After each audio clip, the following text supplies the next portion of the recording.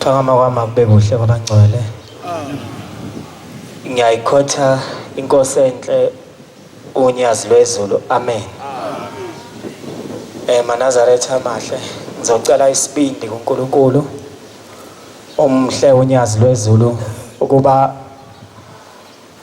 angiphe umoya wakhe khona ukukhuluma esikubonile ezansi. Amen. Ngizocela ngesihlabelelo sesithupha. Amen. Sakubona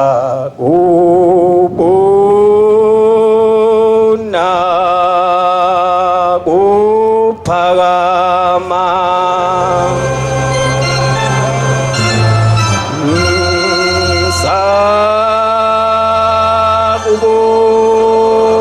sakubona Judia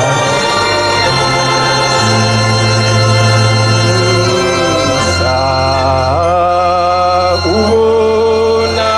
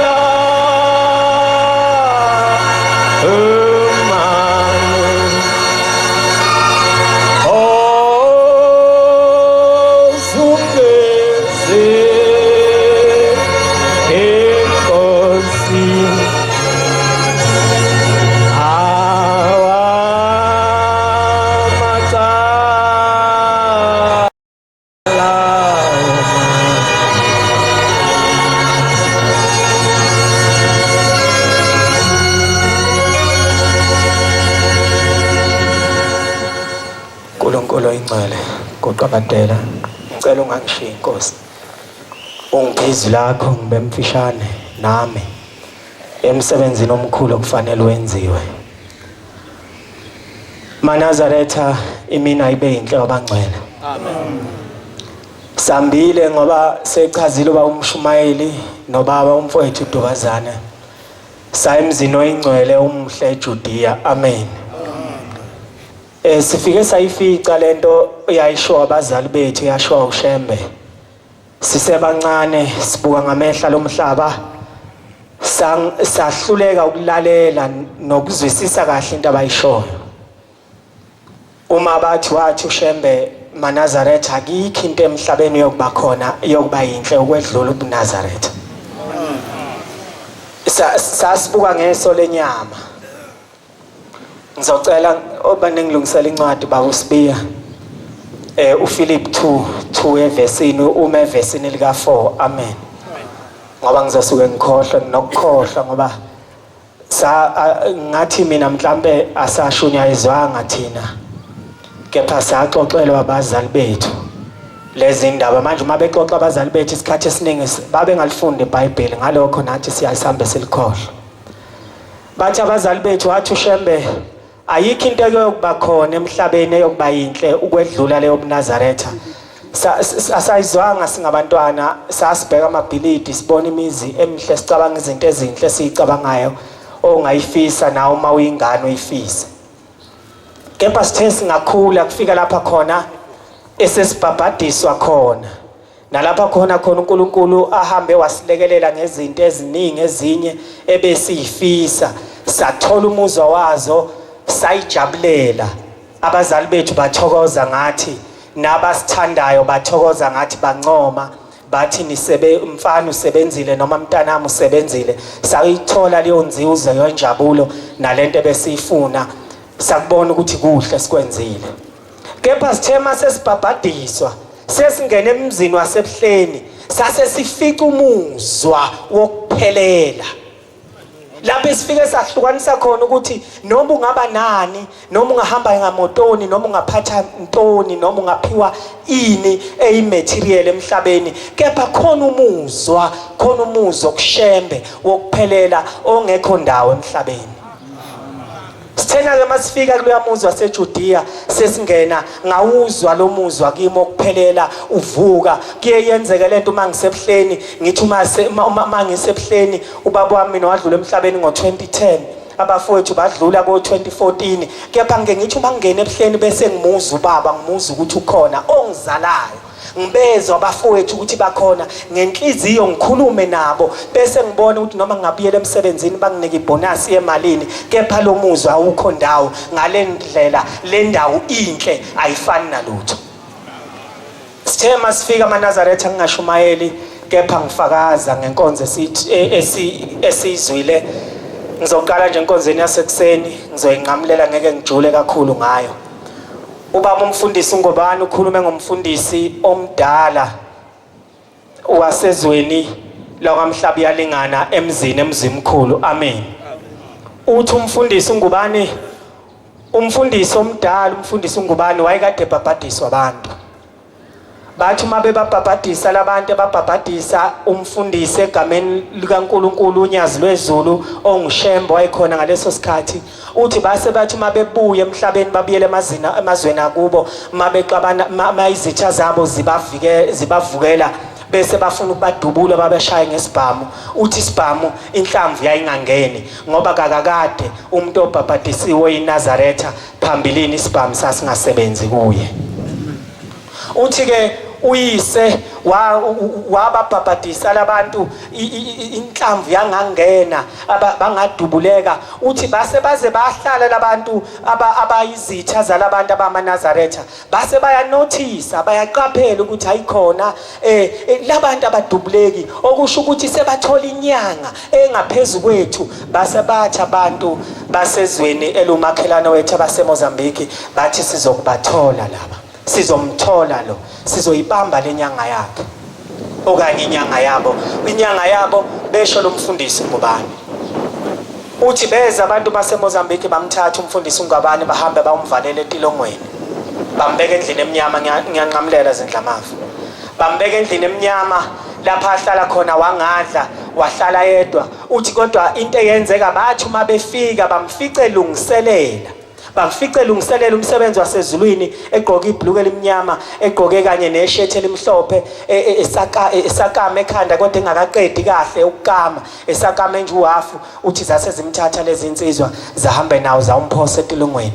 Uthi mazimphosa etolongweni, uthi zafike zambeka izinsuku eziyisikhombisa angadli, bangamphakeli, wangadla. Qede lapho bamthatha nabantu abayishumi bahambe bomfaka etolongweni la khona azonqunywa khona ikhanda. Amen.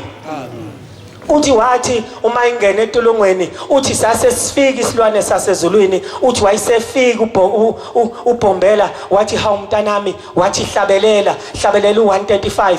uthi ngase ngihlabelela, uthi ngathi baba ngikulolu hambo awusizi ezinye bezi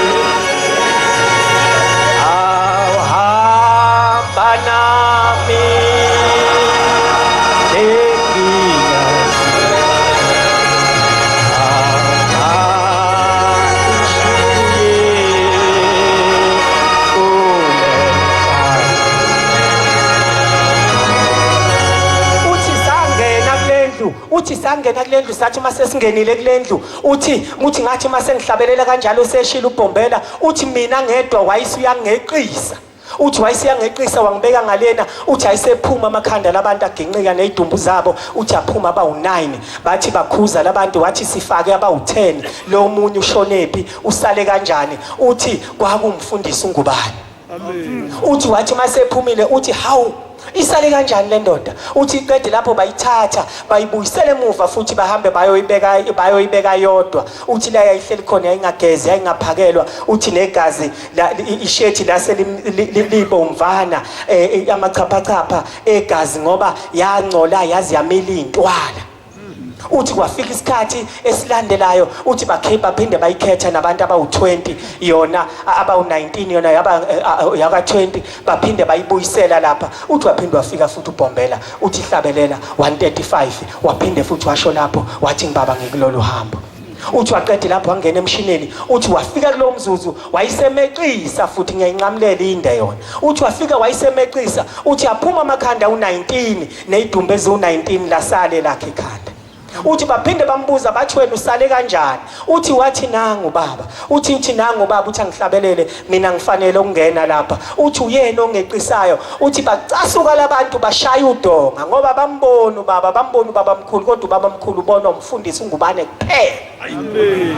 Uthi bacasuka labantu bashaya udonga, bathi usikhombisa ubaba. Uthi base bamenzela, uthi balanda amajaji aphezulu ekubulaleni abantu abafanele ukubulawa ngokumthetho wezwe labantu abonile isigwebe sontambo. Uthi bamthatha bambuyisela lapho. Uthi kweza amajaji ayekade egqoke ingubo ezimnyama, emveni kwalokho aphethe amafayela. Uthi base bambiza yena yedwa, bayomfaka endaweni engathi pool, i-swimming pool. Amen.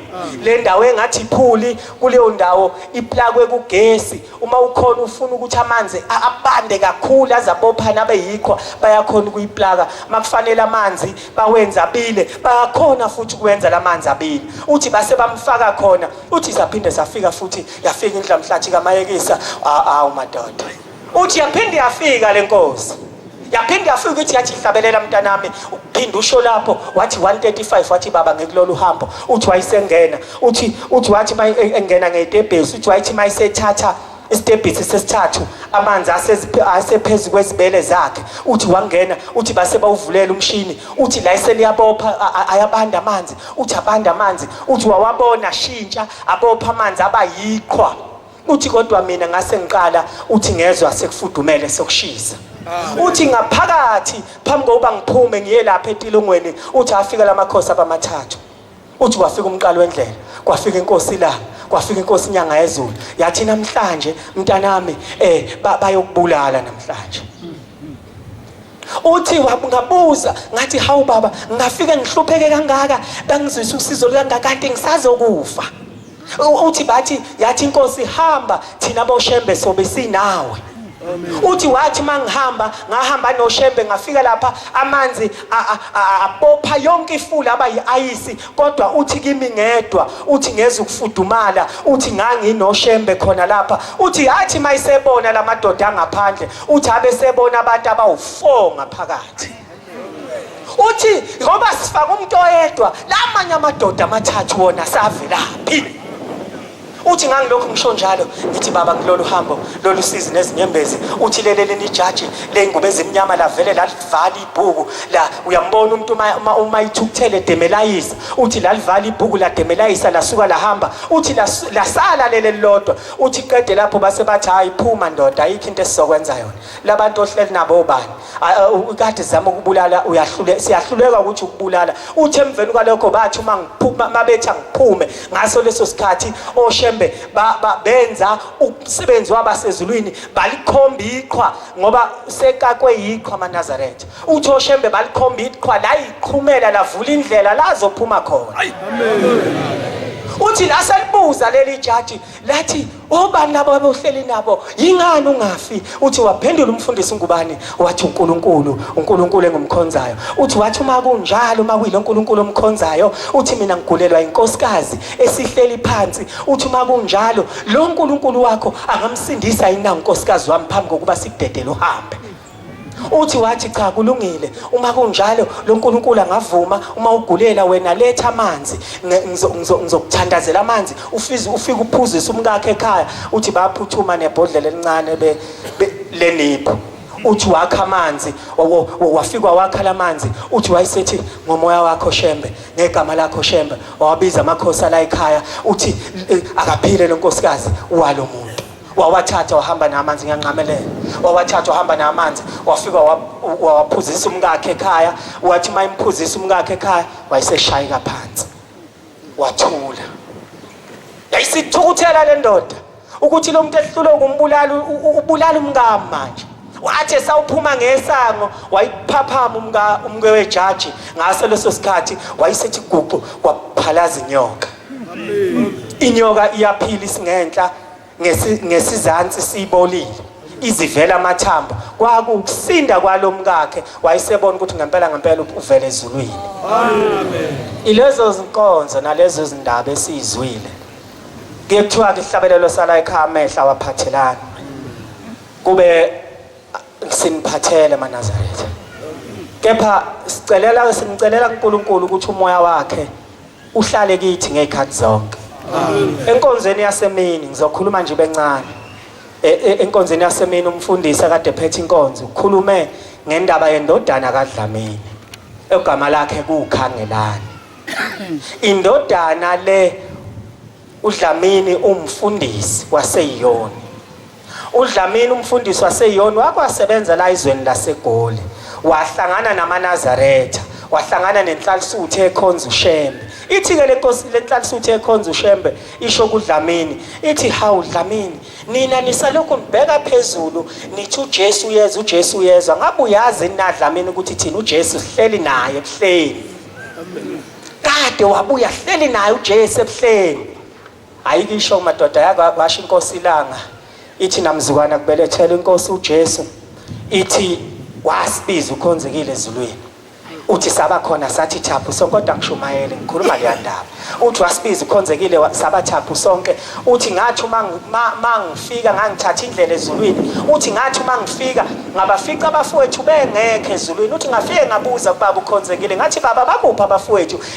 Uthi ukhonzekile wayibheka udonga ehlaleni sakhe ehleli ubheka udonga ngena ngomnyango. Uthi hawu ubungakezwe ubambezelekile abafowenu bahambile bayohlangabeza umfowenu uJesu emhlabeni siyambulala isizwe engangimbeke kuso. Uthi ngaso leso sikhathi kusho inkosi ilanga ithi ngathatha isinqumo ngathi mina ngiyehla emhlabeni kuyofika kume mina. Kodwa siyeke lapho sikhulume eyaseJudiya. Uthi ke uDlamini uthi ngayilalela lokhu kukhuluma ukuthi ithini lensizwa uma ithi uJesu ubuyile bahleli naye. Uthi ngahamba ngaye ekhaya ngaqhubeka nomsebenzi wami emasontweni yami.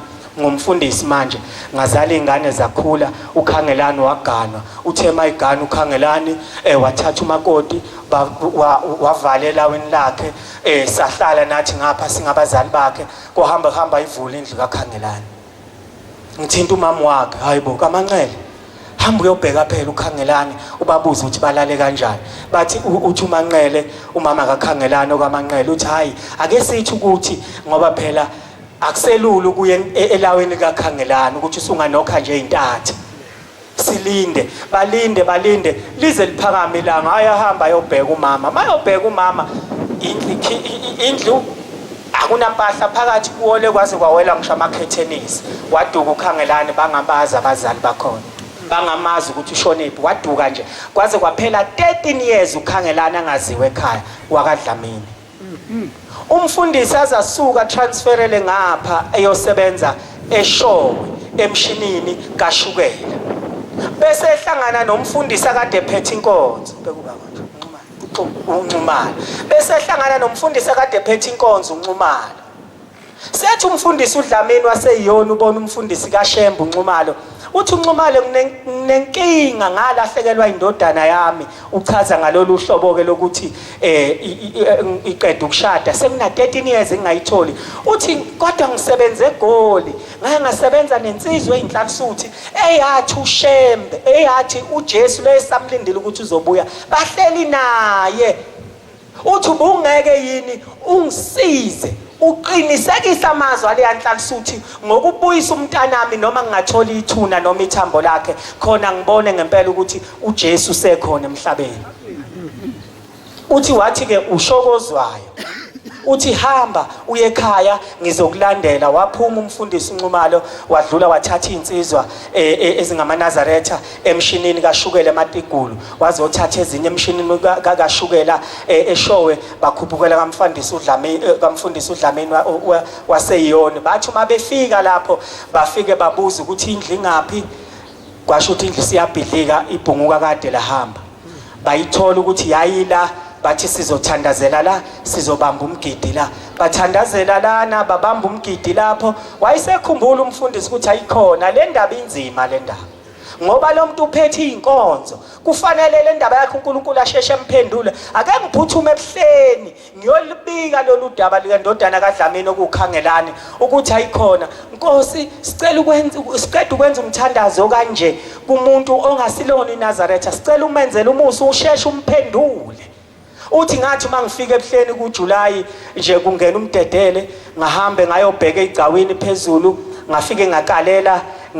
ngakala idokodo ngakala isiza idokodo ngase ngithola umuntu ozongisiza mangithola umuntu ozongisiza ozongigobela leli dokodo ngabuza malini uthi wathi imali engaka ngase ngizisho mina ngumfo kaNcumalo ezweni elithile ngisikodwa ngisebenze eShowe emshinini kaShukela uthi yayisithi lensizwa hawu mina nguKhangelani ngakaDlamini wena la usebenza khona emshinini kaShukela kusebenza ubaba lapho awumazi uDlamini umfundisi waseyiyona uthi umfundisi uNcumalo ngase ngithula ngivala phansi angisafuna ukumthiphisa ukuthi ngizenje la ngizezulwini ngicinga yena uthi ngase ngiyivala phansi ngathi mina yangimazi umfundisi weinkonzo ngisanda kufika lapha yani akabi izinyanga engakanani kepha ke shuthi wena umkhaya kwami wathi impela ngumkhaya wayesethi hayi ngizokunikeza imali engaka ngoba umkhaya ngeke ungilahlekele ngicela nje usangisiyongikhombisa la uhlala khona uhlala lapho wathi hayi nginomuzi mina khona nje la ebuhleni uma uthi wathi hayi ke ngoba ngisawuba busy nomsebenzi wasezulwini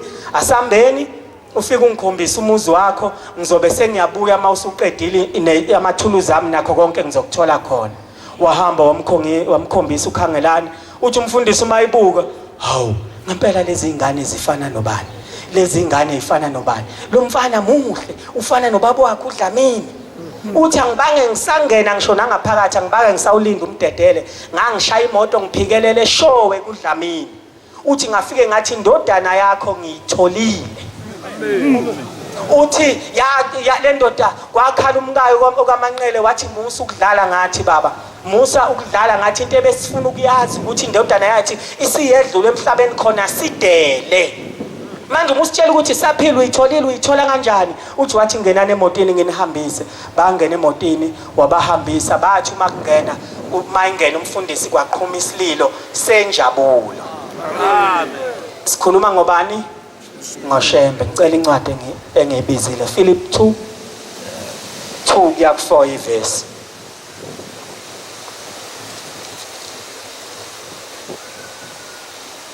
Nenze ukujabula kwami kuphelele. Nize nibe nokuqonda kunye. Ninomoya munye. Nibe inhliziyo nye. Elesithathu. Nikenze lutho ngenkani. Nangokuziqhenya. Kepha ngokuthobeka akube yilowo ashayise ngathi bahla abanye kunaye. Elesine. Akube yilowo angabheko kwakhe. Kepha abheko kwabanye. Elesihlanu. Ngiyabonga baba Sotobe. Ngithemba ukuthi incwadi ayidingi ukukhunyushwa. Amen. Amen. Ngicela uNkulunkulu angiphe ukuba umzuzu nje owodwa sikhulume nekade sikuhambele. Amen. Amen.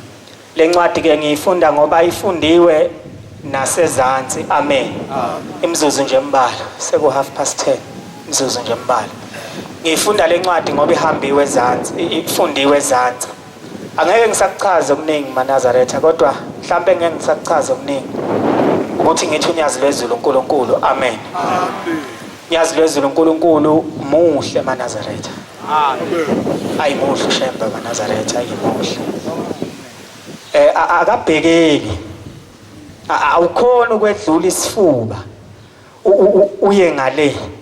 Uma umsambheka uShembe umbheka ngoba esakhuluma nabanye abantu ukude ubuqamama bese umbheka umuthi ngokumtshontsha. Muhle uNkulunkulu. Amen. Uhleka noma ethule. maNazaretha siphathe kahle neza. Ayikho into ongayifihla uma usuphambi kwaNkulunkulu. Phambi kwaNkulunkulu kukhulunywa ngomuzwa. Noma ungaba yisoka. Noma ungaba umashaya labantu okuthiwa omashaya noma ungaba namanga angakanani ulimi phambi kwaJehova linamsebenzi walutho. Into ekhulumayo phambi kwaNkulunkulu umuzwa. Ethi uShembe eguqela ukhona ukumuza ukuthi ujabulile. Ethi uShembe eguqela ukhona ukumuza ukuthi uyahleka uyamamatheka. Ubheke phansi ubona isicathulo kuphela. Asiphathe kahle maNazaretha khona umuzwa wethu noShembe ungaphazanyiswa yilutho. Amen. Sihambile sayifica lezi ndaba ezinhle. Ngase ngikhumbula into eyodwa engaluleka ngayo. Uma umfowethu Dubazana ngoba sechazile ukuthi kuthema kufika umkhabela kwase kushintsha yonke into makufika umshumayelo umkhabela kwase kushintsha yonke into neso indlela ubaba kade sibuka ngalo ubusulibona ukuthi ngathi liyalangazelela ukwazi ukuthi uNkulunkulu okanye umkhabela uzothina ezulwini. maNazaretha ngangaluleka ngelinye ilanga ngokuthi ngathola umuntu owangitshela ukuthi uNkulunkulu bathanda bonke abantu ngokufana. Amen. Oyisichaka noyisiceli. Olungileyo nongalungileyo. Oxhwalile nongaxhwalile. Kwakwelulekwa mina. Uthi ke lo muntu mayingeluleka uthi mfana wami.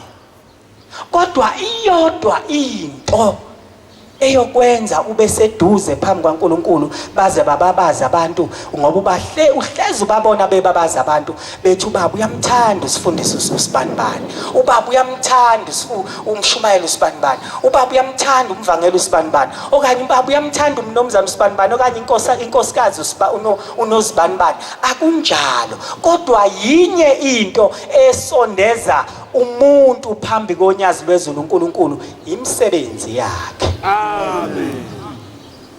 Kwakweluleka mina. Imisebenzi yenu maNazaretha yiyo le yenza ukwenza ukuthi uma umkhokhela uma mncwange eguqile phambi kwezulu noma phambi kwengaphakathi bese liyanyakaza ngaphakathi ukuthi nangu mamncwango wasesanda nezo. Amen.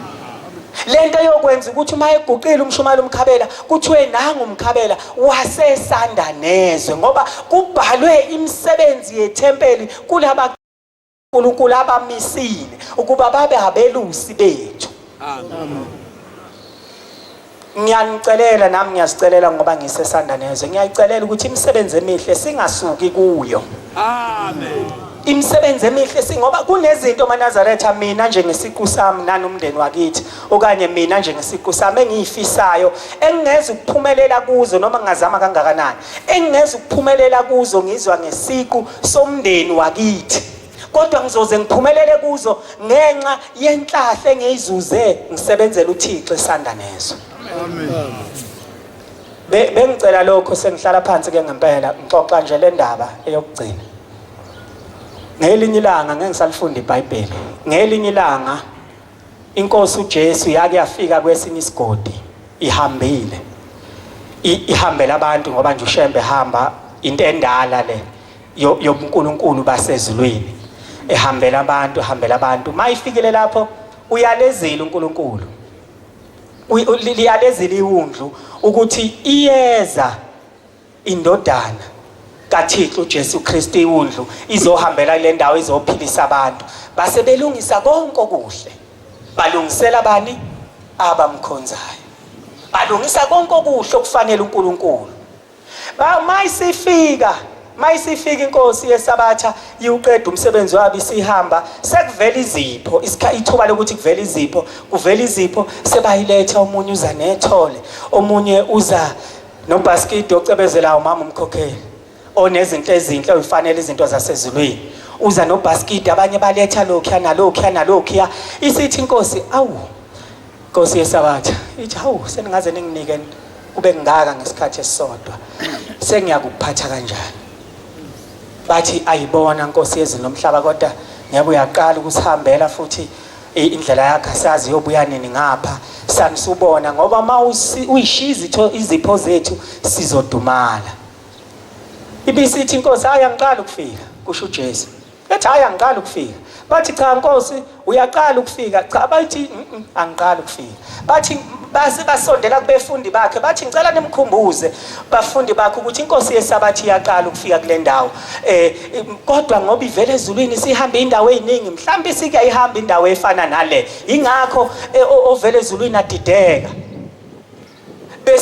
bese yaphendula iwundlu inkosi uJesu Kristu inkosi yesabathi ibisi yaphendula ithi ngake ngafika kule ndawo ithi kuwe ngafike ngacela amanzi okuphuza ngidlula wanganginikeza amanzi okuphuza uthi kuwe ngafika ngembethe kuneyiphepho ngishawa izimvula ngathi ngicela isembatho noma isaka uthi wanganginikeza isaka wena uthi kuwe ngafika ngilambile ngathi ngiphakele ukudla uthi wathi alingeni uhlanya la emzini wami uzozishiya ukufa ushiyela abantwana bami uthi ngalokho wathi hamba angeke ngikuphakele ngisho isitsheni sesidla ngaso izingane zami.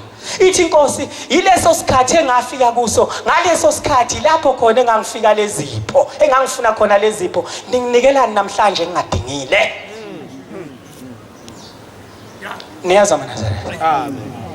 Ushilo umfowethu wathi khona la uShembo wafika khona wathi uma labantu bawuShembe niyazama Nazaretha labantu bawuShembe ngiyakhumbula inkosi nyanga yezulu ingene swazi komunye umuzi ngeke ngisasho ukuthi kuphi bathi besimeme wena silungiselele wena uthi ke yathi inkosi ngingubani mina bathi besimeme wena Shembe wathi ke wathi mina ngingi Shembe ke wayisethi ke kodwa ke uma nifuna uShembe naba labantu makade nimeme uShembe yila bantu uma kade nimeme uShembe mukelani nabantu ngisale ngaphandle mina ngilinda abantu bakababa abawuShembe.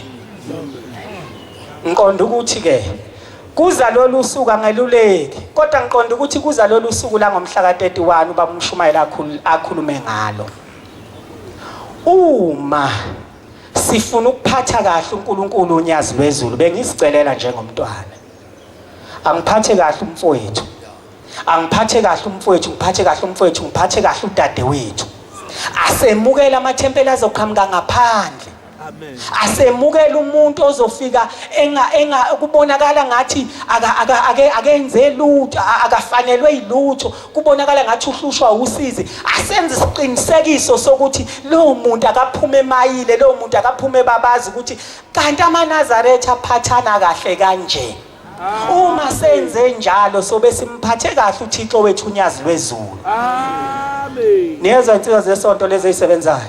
Noma singahlanganisa bangcwele senze isipho mhlambe semillion samalini sokuphushembe. Kodwa masingabaphathanga kahle abantu abaphelezela ushembe nabazoze beze kuye, isipho sethu siyize neze.